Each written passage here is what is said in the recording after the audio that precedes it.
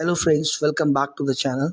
Friends, 13 अक्टूबर 2024 को UP के बहराइच ज़िले में एक बहुत ही अप्रिय घटना घट गई, जिसमें कि एक 22 साल का युवक जिसका नाम राम गोपाल मिश्रा, और आई थिंक उसकी शादी को महज 3 महीने ही हुए थे। ठीक है, वो बुरी तरह से उसको मारा गया। उसको मारने से पहले उसके पैरों के नाखूनों को निकाल दिया गया, सीने में कीलें ठोक दी गई, और जिसमें कि अब्दुल हामिद, सरफराज, फ़हीम, साहिर खान को चिन्हित किया गया है और इनके खिलाफ कड़ी से कड़ी कार्रवाई करी जा रही है। ठीक है, और पॉलिटिक्स ना हो ऐसे में हो ही नहीं सकता। तो चलिए गाइस, आज की डिबेट शुरू करते हैं इसी को लेके। जी, मेरा एक सवाल है, इस देश के अंदर कौन सी ऐसी राजनीतिक पार्टी है जिसकी बुनियाद केवल धर्म के नाम पर खड़ी हुई है? कौन सी पार्टी है, बता दीजिए। और दूसरा, सुन लीजिए मेरी बात, बहुत जिम्मेदारी के साथ बोलूंगा। दूसरी चीज, दंगे किसकी बुनियाद में हैं? हिंदू मुसलमान करने से लाभ किसको मिलने वाला है? और कौन सी पार्टी लाभ लेती आई हुई है? अब आप कहते हैं, योगी जी कहते हैं कि मेरी सरकार में दंगे नहीं हुए। चुनाव से पहले अब क्या हो रहा है ये भाई साहब? इससे पहले बरेली में क्या हुआ था? आप कांवड़ यात्रा के ऊपर तरह तरह के प्रतिबंध नए नियम लागू कर देते हैं। ये देश संविधान और कानून से चलेगा या आप किसी की सनक से चलेगा? आपके मन में जो आएगा वो आप लागू कर देंगे। What is the happening in the country यार? युवा ये बैठे हैं, आधा सेकंड लूंगा, आधा सेकंड। युवा बैठे हैं मेरे सामने, इन युवाओं से पूछना चाहता हूं, कौन, आपने जो बात कही थी उसको और बढ़ाता हूं मैं, कौन से विधायक और सांसद हैं भारतीय जनता पार्टी के? एक का नाम बता दीजिए जिसके बेटे को आपने कभी राम जन्मभूमि आंदोलन में देखा हो, या इस तरीके के हिंदू आंदोलन में देखा हो, या सड़क पर जय जय श्री राम करते हुए देखा हो। एक नहीं मिलेगा, सुन लीजिए। एक तो गेम बजाना पड़े, एक सुन लीजिए। दूसरी चीज, एक लड़का था सचिन शर्मा, गाजियाबाद का, आप ही की तरह था भाई साहब, लॉ का स्टूडेंट था, असदुद्दीन ओवैसी पे गोली चलाई, जीवन का करियर खत्म हो गया उस लड़के का।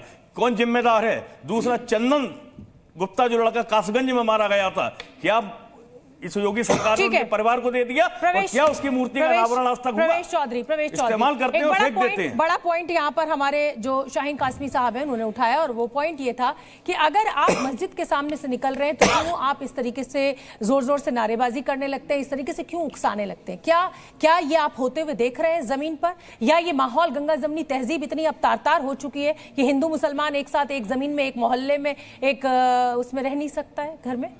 ऐसा है, हिंदुत्व कभी हिंसक नहीं हो सकता, इस बात को स्पष्ट मैं कह रहा हूँ। ठीक है, हिंदुत्व अगर हिंसक होता तो इस देश में हर जगह ऐसा होता, हर जगह दिक्कतें होती।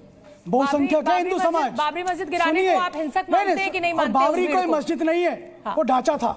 वहां कोई पूजा अर्चना नहीं होती थी मुसलमानों की, वो एक ढांचा था, और उस ढांचे को हिंदू समाज ने अपने शक्ति पर गिरा दिया। ये अच्छा काम किया, ये बड़ी अच्छी बात कही है, बुरा नहीं किया। ये इस देश के हित में था। देश में तमाम चीजें बदली गई, जो हमारे प्रतीक थे, जो गुलामी के प्रतीक थे, उनको हटाया गया। तो हिंदू राष्ट्र क्यों नहीं घोषित कर देते?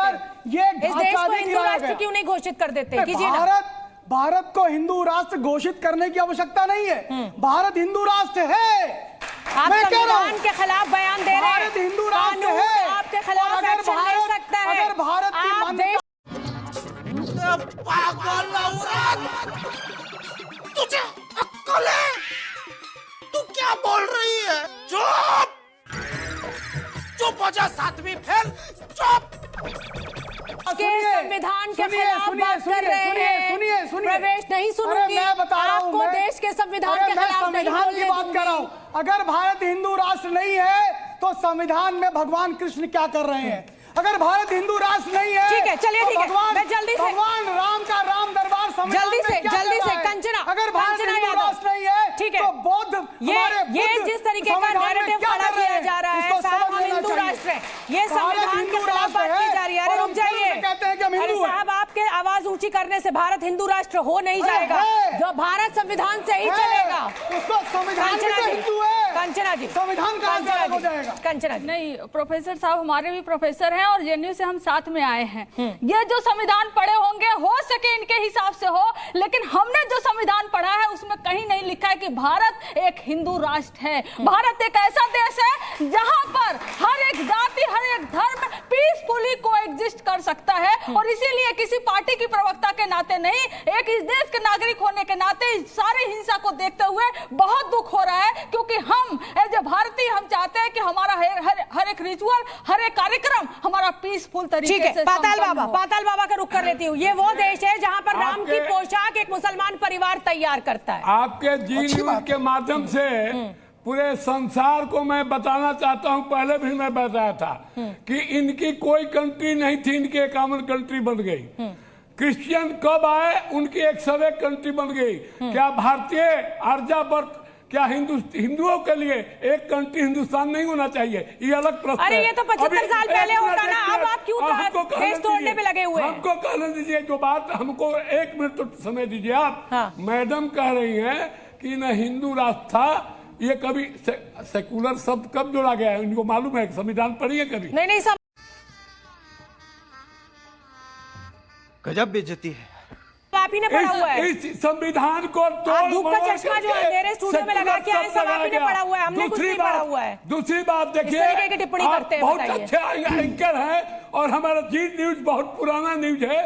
मैं कह रहा हूं सदियों से अमरनाथ यात्रा चल रहा है, आज अरबों रुपया उस पर खाली रक्षा पर लगता है। क्यों? ठीक है, क्योंकि हिंदू जो है। दानिश कुरैशी साहब, मैं एक रिपोर्ट भी दिखाऊंगी अपने दर्शकों को, मैं रिपोर्ट भी दिखाऊंगी। बहराइच में लगातार हमारे जो रिपोर्टर्स हैं वो फील्ड में मौजूद है, हमें रिपोर्ट्स भेज रहे हैं। लेकिन जल्दी से दानिश कुरैशी साहब, आपका भी रुख कर लेती हूँ। ये क्या हो रहा है? संयोग है, प्रयोग है? मुसलमानों के ऊपर ये आरोप क्यों लग रहा है कि कोई भी हिंदू त्योहार होता है तो वो आपा खो देते हैं, संयम खो देते हैं और पथराव करते हैं? हो चुका है और इसीलिए मोहन भागवत जी, रुक जाइए, दानिश कुरैशी का नंबर है। दानिश कुरैशी, मोदी जी देखिए, सुन लीजिए मेरी बात। दानिश कुरैशी हो जाओ। हाँ ठीक है, शांत हो जाइए। लेकिन ये बोलना तो बंद करें। हाँ दानिश कुरैशी, देखिए मैं आपको जवाब दूं। देखिए सुनिए, देखिए सबसे पहले तो बिल्कुल संवैधानिक जिम्मेदारी के साथ मैं ये कह रहा हूं कि संविधान हमारे हाथ में है और हर वो फन कुचल दिया जाएगा जो देश में किसी सांप्रदायिकता के आधार पर धर्म बनाने की बात करता हो, चाहे जो भी हो। इसके खिलाफ जो कार्रवाई करनी चाहते हैं, जो भी करना चाहे वो कर दे। संविधान का अपमान करने वाले को बख्शा नहीं जाएगा, संविधान का अपमान करने वाले को बख्शा नहीं जाएगा। और शोभना जी सुनिए, ये आप स्टूडियो में बुला के इस तरीके के जो अराजक तत्व हैं, जो देश को किसी एक विशेष वर्ग या धर्म की बात करके नुकसान पहुंचाने की कोशिश कर रहे हैं। चुप कर बे कुत्ते। मुझे लगता है कि आपको भी थोड़ा सा जिम्मेदारी से काम लेने की जरूरत है। अरे हिंदुओं के त्योहार पर ही होता है, मुसलमानों के त्योहार पर क्यों नहीं होता? इसी का आप जवाब करिए। बहुत बड़ा आप बने हुए सेकुलर बने हुए। चलिए ठीक है, मैं देखिए ये जो हिंसा की आग है ये अब सीतापुर तक फैल चुकी है। मुझे लगता है मुझे एक रिपोर्ट अपने दर्शकों को दिखानी चाहिए कि किस तरीके से ये जो नफरत है ये आग बारे में बिल्कुल जानकारी नहीं हो रही। देखिए हमारे रिपोर्टर ने बताया, जानकारी मिल गई है। ऐसी कोई कंफर्म्ड रिपोर्ट्स नहीं है, आपके रिपोर्टर ने बताया, मैं उसका सम्मान करता हूं। आपने जो ये लोग तोड़फोड़ आपको लिख के रिपोर्ट देनी देनी कि साहब हम मौके पे नहीं थे। आपने इन लोगों को जो तोड़फोड़ कर रहे हैं, आपने कहा कि ये अराजकतावादी हैं। मैं मानता हूं ये अराजकतावादी हैं, लेकिन आप इनको मर्डर कह देंगे क्या? ये अब्दुल हमीद, सरफराज, फहीम, राजा मर्डरर हैं सारे? क्यों नहीं कहेंगे? सारे नहीं, लेकिन जिसका भी नाम पुलिस देगी वो नाम हम जरूर नहीं। तो ये मर्डर है ना, अभी फिलहाल मानेंगे आप? बिल्कुल, जिसने भी गोली मारी है, जिसने भी नहीं मारी, हमीद ने मारी है। जिसने इसने क्या होता है? हामिद ने मारी, बिल्कुल ठीक है, है ना? हामिद ने मारी है ना? हामिद तो मर्डरर है, मैं मानता हूं कि हर इसमें क्या इतराज होगा? जीरो टॉलरेंस है। मैं फिर से कहना चाहता हूं, हमारी जीरो टॉलरेंस है। कोई भी व्यक्ति उत्तर प्रदेश में कानून हाथ में नहीं ले सकता। तो ये कौन लोग हैं? Them to justice. कोई भी अगर इस तरह की चीजें करिए। रुक जाइए मौलाना महोदय, मैं बोला भी नहीं आपके बीच में। और एक चीज उन्होंने दो चीजें जो आपने सुनी नहीं। लड़ना थोड़ी ना आपस में, मैं थोड़ी ना पत्थर लाया हूं भर के जेब में। रुकिए,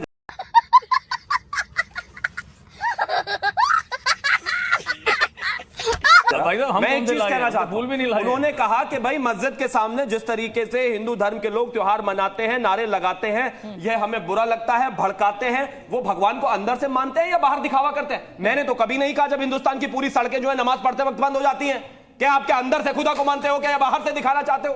इस देश में हर कोई अपना धर्म सेलिब्रेट करता है, करना चाहिए, कोई बुराई नहीं है, लेकिन इसका यह मतलब नहीं है मेरे जय श्री राम से आपको क्यों दर्द हो सकता है। भाई मुझे नहीं हो रहा, आप अपना नारा लगाना चाहते हैं लगाइए, मुझे कोई दुख नहीं है, कोई दिक्कत नहीं है, लेकिन इस तरह की नफरत नहीं होनी चाहिए कि मस्जिद के सामने ऐसा लगाना नहीं हो रहा है भाई। ऐसा सच ये है कि आप जो है पता नहीं क्यों जबरदस्ती पिछले 4 महीने से, जब से कांग्रेस वाले और थोड़े समाजवादी वाले थोड़ी सी सीटें इनकी आई हैं, अराजकता का माहौल इन्होंने पूरे देश में जिस तरीके से बढ़ाया है। चलिए ठीक है, चलिए मैं आपकी बात सही मान लेती हूँ, ये अराजकता फैला रहे हैं, ये दंगे भड़का रहे हैं, आपकी सरकार क्यों सोई हुई है, आपकी पुलिस क्यों सोई हुई है, क्यों इतना बड़ा दंगा खड़ा हो गया? बिल्कुल नहीं सोई हुई है, हम तो कार्रवाई करेंगे, अभी बुलडोजर चलेगा देख लेना, फिर यही लोग चिल्लाना शुरू कर देंगे, ये देखिए बुलडोजर चला गया, नवीन जी ऐसा हो गया वैसा हो गया, कानून के अंतर्गत नहीं आता। हम बिल्कुल डिफेंस शिवम जी आपने बहुत अच्छी बात कही, बतौर भाजपा प्रवक्ता भारतीय जनता पार्टी की आइडियोलॉजी बता दीजिए, और ये बता दीजिए आज स्पष्ट करके जी न्यूज के इस मंच पे कि भाई मुसलमान जो है इस देश के अंदर सबसे बड़ी घटनाओं को जिम्मेदार, यही आप कहना चाहते हैं? और यदि आप कहना चाहते हैं तो मुझे ये जवाब दे दीजिए कि